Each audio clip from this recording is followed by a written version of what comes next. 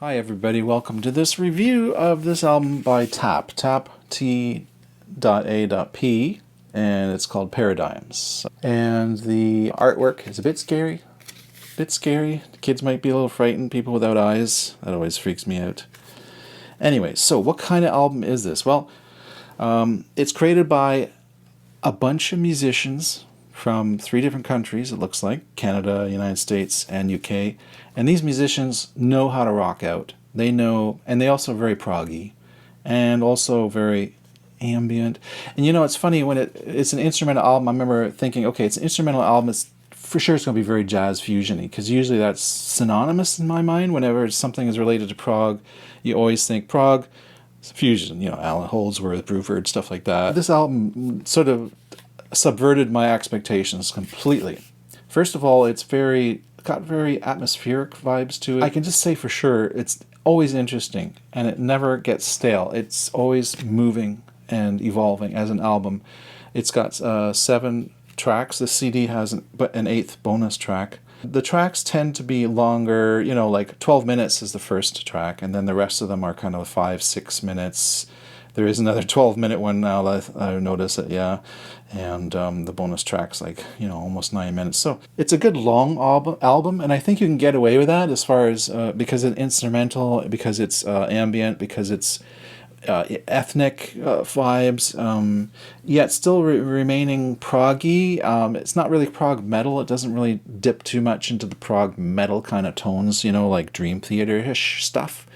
The tones are more kind of classic 70s, perhaps you might say, as far as guitar. But there is, of course, a very unique instrument being played on this album called the Warr guitar, which is like a stick. It's a tapped instrument.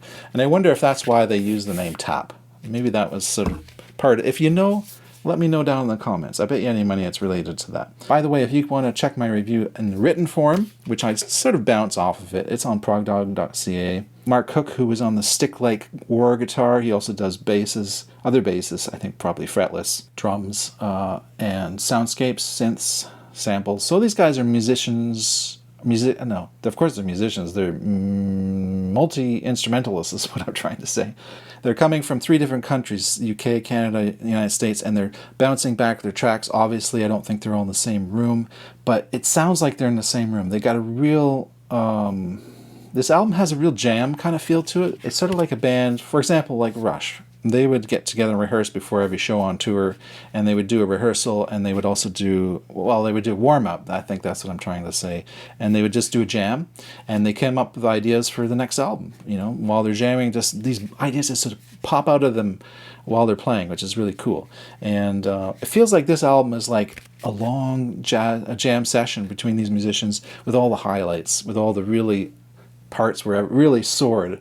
And it really does, for an instrumental album, it really does soar in some parts. Like, it's really driving, but at the same time it's sort of got up and down, you know, medium, kind of calmer, then more excited. It's very cinematic in that sense, you could say. Whenever you drop the needle anywhere in this album, the music keeps evolving, it keeps changing. It's always interesting, always fresh, and I really appreciated that about it. Lots of interesting tones, textures.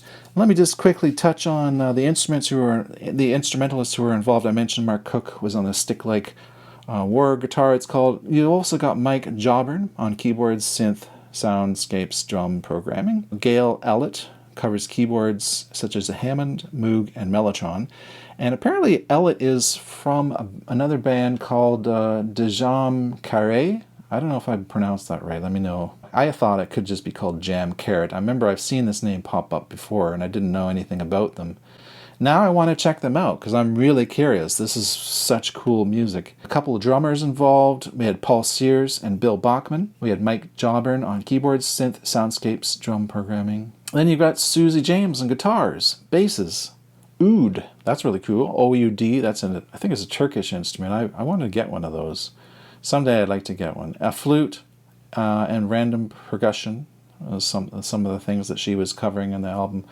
You know, it really felt like a jam, a huge jam, but really creative, sort of feeding off of each other, which is quite astounding that you can do that now. I guess technology really brings us, it sort of takes those barriers of space away, which is amazing.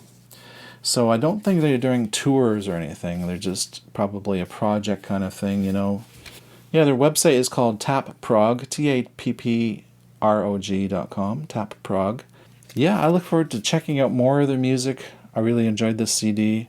I do recommend it. I think as far as a score, it's sort of hard to score albums sometimes, but I gave it a 3.5 out of 5 bones. That's our scoring system at Prog Dog. It's a great little album. It's not a little album, actually. It's quite long. I think you can get away with it because it's because of the style of album it is. Typically, you're not going to sit and focus on an album that's instrumental all the way through. Would you not expect that? I mean, it's sort of like, for example, like Tangerine Dream or something. I guess you want to listen all the way through, but you kind of want to space out. You sort of want to space out. That's the whole idea. And if some of you may use aids for that spacing out process, I don't myself personally. But so, anyways, that's my review of the album. I hope that's helpful to you. If you're curious about the album, certainly the other thing you can do is just go and listen to it for yourself. They're on Bandcamp, and you can sample some of their music right there. So thanks for watching this review, and hope you got something out of it. I'm Dean Wolfe, and spiraling out. Talk to you later. Bye.